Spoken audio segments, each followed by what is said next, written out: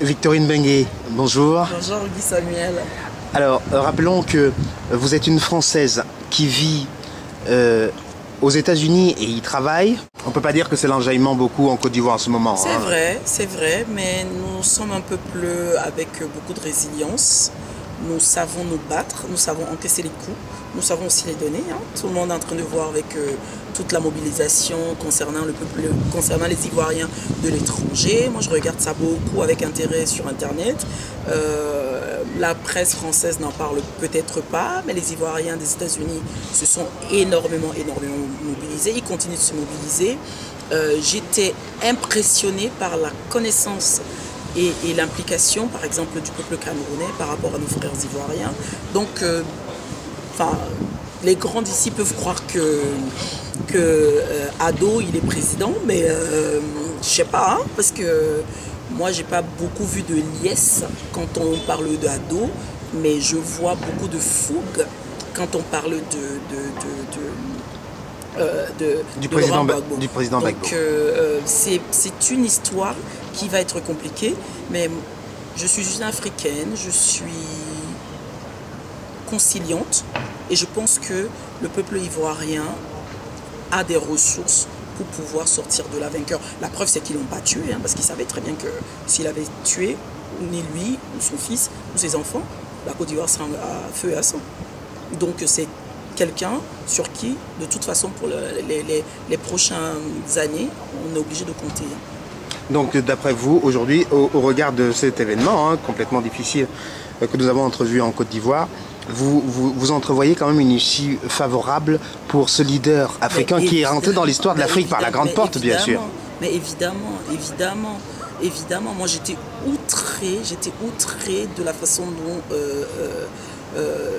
le monde a montré Simone Gbagbo. Je veux dire que on peut très bien ne pas être d'accord avec cette femme-là, mais cette femme-là, elle n'était pas que la femme d'un président de la République. Cette femme-là est une militante de la première heure en ce qui concerne la Côte d'Ivoire. Peut-être que plein de gens dans ce monde ne le savaient pas. Elle a fait la prison, enfin, elle est chef de son parti, donc elle n'était pas que. Et il n'y a pas beaucoup de premières dames en Afrique ou même premières dames dans le monde qui peuvent dire que leurs chemins ont croisé leurs hommes pendant le combat.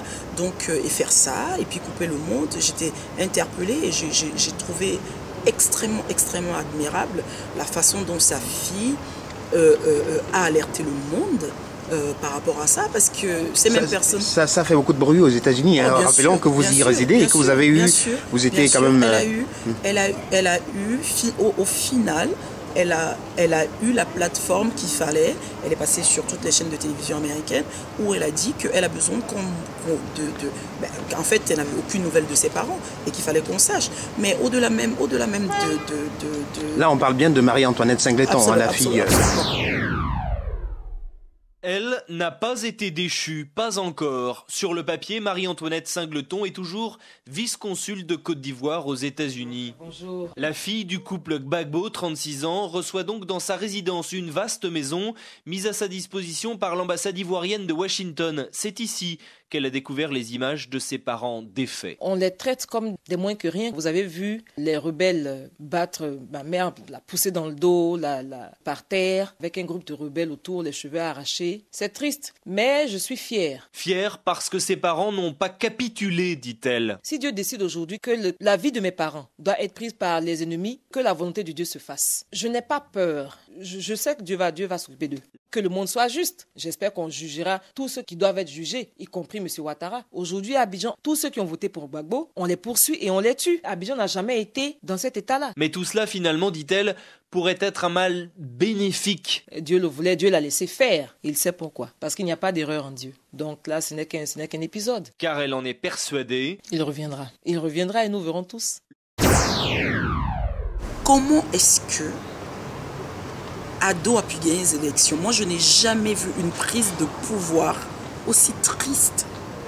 Je n'ai pas vu de liesse en Côte d'Ivoire. C'est la première fois de ma vie. On a vu la révolution en Tunisie, on a vu la révolution en Égypte, on a vu la révolution au Yémen. Le Yémen, pour ceux qui ne savent pas, Moi, j'ai failli aller vivre dans ce pays, quoi. C'est tellement fermé. Mais quand il y a une révolution de la rue, quand le peuple veut quelque chose, le peuple va le manifester. Et Abidjan était une ville morte. Je ne peux pas croire que c'est uniquement Gbagbo qui empêchait les Ivoiriens de montrer leur joie. Je pense sincèrement que la Côte d'Ivoire n'arrivera jamais, je dis bien jamais, à une paix sans le président Gbagbo. Ça, ce n'est même pas possible. Ce n'est absolument pas possible. D'accord. Alors, revenons un petit peu au niveau de Paris. Hein. Là, vous êtes revenu donc de l'Afrique. Il y a des élections qui se préparent ici en France et puis ça s'agite beaucoup dans le milieu noir. Les gens ne savent pas pour qui voter. Un coup, ça va être Marine Le Pen parce qu'il faut absolument faire tomber un tel. Et de l'autre côté, on parle d'Eva Joly. On ne sait pas ce qui se passe. Est-ce que c'est parce qu'il manque véritablement un leader noir ou alors il s'agit d'une frustration ou d'un manque d'organisation dans ce milieu-là? Je pense que c'est tout ça à la fois. Je pense tout simplement que c'est tout ça à la fois.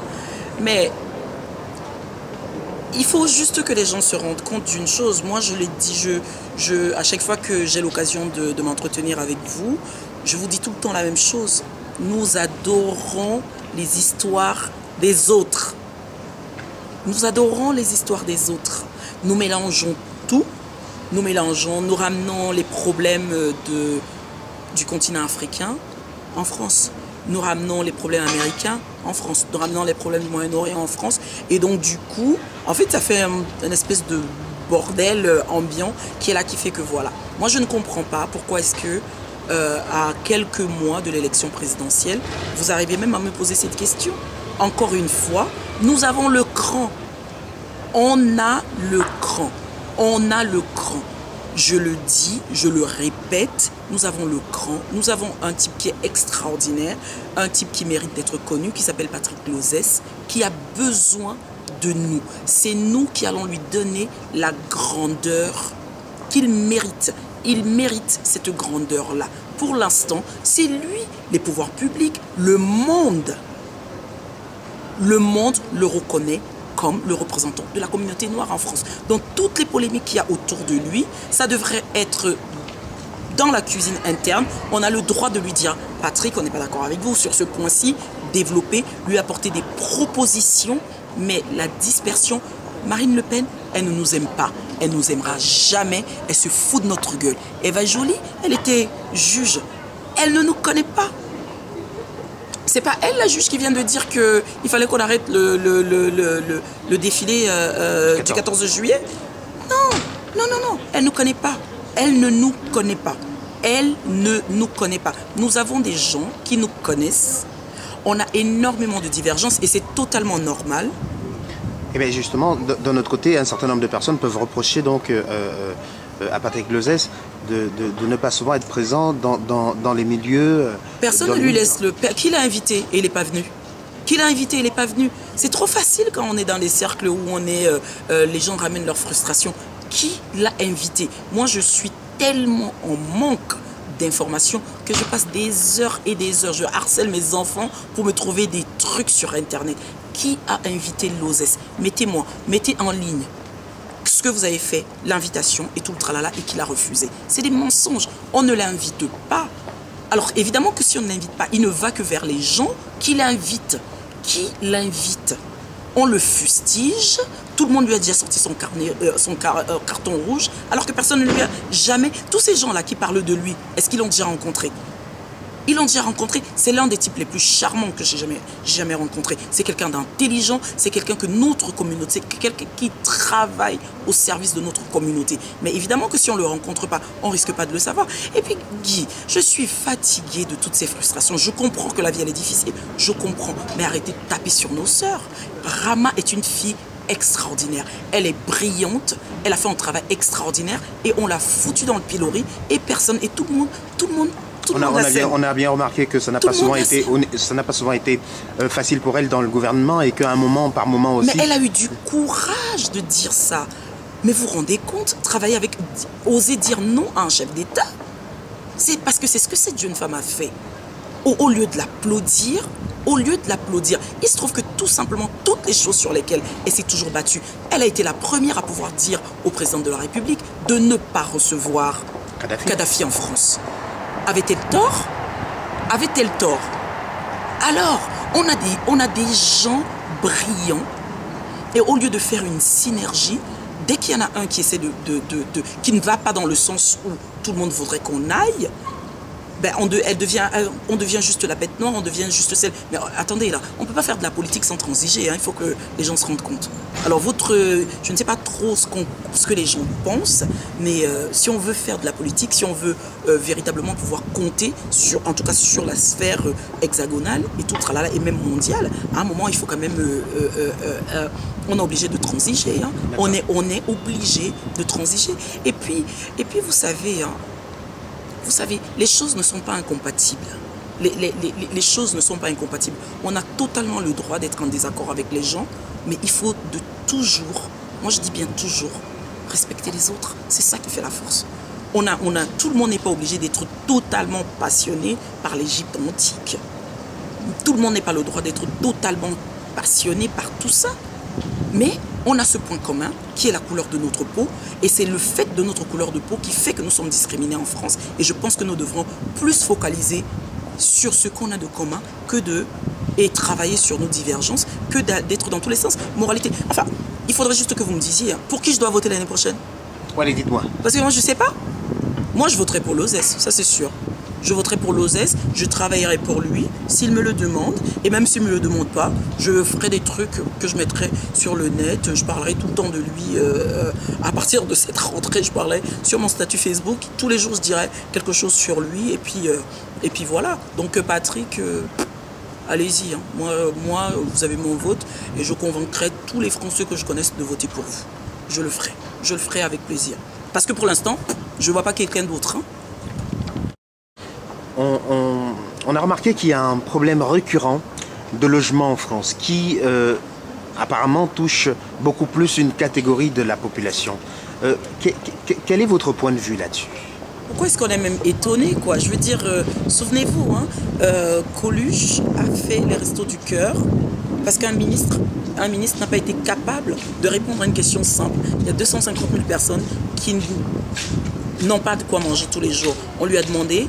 Coluche lui a demandé comment on fait et il a dit je sais pas. Et Coluche s'est levé, il a dit mais nous on sait. On a fait les Restos du Cœur. D'accord. C'est comme ça que ça s'est commencé. Donc il y a 80, apparemment je crois, d'après ce que j'ai vu sur internet, c'est 80 familles. Évidemment que 80 familles en plus, si c'est 80 familles noires, mais tout le monde s'en fout, on a l'habitude de ça. Tout le monde s'en fout. On en a totalement l'habitude. C'est d'ailleurs pour ça que pour que ça puisse marcher, il faut qu'il y ait la brigade anti-négrophobie qui doit venir faire quelque chose parce qu'ils ont appris qu'il y a quelqu'un, un maire qui doit venir dire quelque chose pour qu'il puisse avoir 30 secondes au niveau de la presse nationale. C'est une honte. Moi, ça fait des années que je vous dis la même chose. Le problème, c'est que la France oublie que nous existons. Ils nous voient en permanence, ils nous voient au quotidien, mais ils ne veulent pas croire que nous sommes discriminés. Mais nous sommes uniquement discriminés, non pas parce qu'on n'a pas d'argent pour payer le truc. Ah si, il y en a qui ont dit, il y en a qui disent que on nous donne pas des logements parce que nous avons une incapacité à pouvoir vivre raisonnablement. J'aimerais bien qu'on puisse me l'expliquer. Parce que moi j'ai plein d'amis bretons hein, qui ont 17 frères et sœurs et puis ils ont les mêmes problématiques. Ils mangent des pâtes. Bon, nous on mange peut-être le riz, mais eux ils mangent des pâtes ou les pommes de terre. Mais bon, revenons un peu au cas de ces 80 familles de la Courneuve. Ben voilà, moi je dis le pouvoir c'est pas quelque chose qui se donne, le pouvoir c'est quelque chose qui s'arrache. Alors au lieu de tirer sur tout le monde, il est temps que nous nous organisions. Je ne peux pas croire qu'il n'y ait pas un chef d'entreprise français noir qui est capable de dire moi je suis un promoteur immobilier et je vais le faire pour les miens. Je vais le faire pour les miens. C'est ça. Si personne ne peut s'occuper de nous, il est peut-être temps que nous trouvions des moyens pour pouvoir nous s'occuper de nous-mêmes. Quand on regarde l'histoire des minorités, parce que moi j'insiste sur ça, parce que tout le monde a tendance à utiliser le nouveau mot en France là de diversité, qui ne veut absolument rien dire pour moi. Quand on regarde les minorités partout, il y a des problèmes de minorités dans le monde, et bien ce sont ces minorités elles-mêmes qui se sont organisés avec les moyens qu'ils avaient. Avec les moyens qu'ils avaient. Avec les moyens qu'ils avaient. Il y a quelques villes de la région parisienne aujourd'hui qui sont en majorité ceux-là. C'est comme ça qu'on peut prendre la mairie. Mais pour ça, il faut que nos frères, on puisse véritablement les inciter avant le 31 décembre d'aller s'inscrire sur les listes électorales et pouvoir véritablement montrer l'acte citoyen. Le moment venu. Le moment venu. Mais si on ne vote pas, les hommes politiques n'ont aucun respect pour nous uniquement parce qu'on ne va pas voter. Ils ne connaissent pas. Ils ne nous connaissent pas. Je ne comprends même pas qu'il y a des poches ici où la majorité des habitants sont noirs et qu'ils ne gèrent pas la mairie. Ça, c'est quelque chose que je ne comprends pas. Et ce n'est pas que ces gens-là ne sont pas des citoyens français. Ce sont des citoyens français. Mais ils ne vont pas voter. On ne peut pas en permanence se plaindre et ne pas faire l'acte élémentaire. Le combat politique, c'est un engagement que les gens doivent avoir et on doit pouvoir tenir dans cet engagement-là. Et non nécessairement vouloir le beurre et l'argent du beurre. L'argent du beurre arrivera, mais quand on est structuré. Alors Victorine, s'il y avait un dernier message à passer, que diriez-vous? Moi, j'ai envie de finir, parce que j'aime bien toujours finir sur une note optimiste. J'ai véritablement envie de finir avec une citation d'un journaliste, de quelqu'un que j'aime beaucoup, que j'admire énormément et que le monde connaît pour son combat, qui était noir et qui était fier de l'être. Il s'agit de Steve Biko et j'ai vraiment envie de finir avec cette citation parce que celle-là, elle fait un peu partie de mon leitmotiv, ma façon de vivre.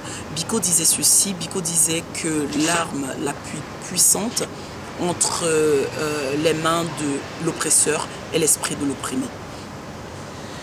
Victorine Benguet, je vous remercie. C'est bon, à bientôt.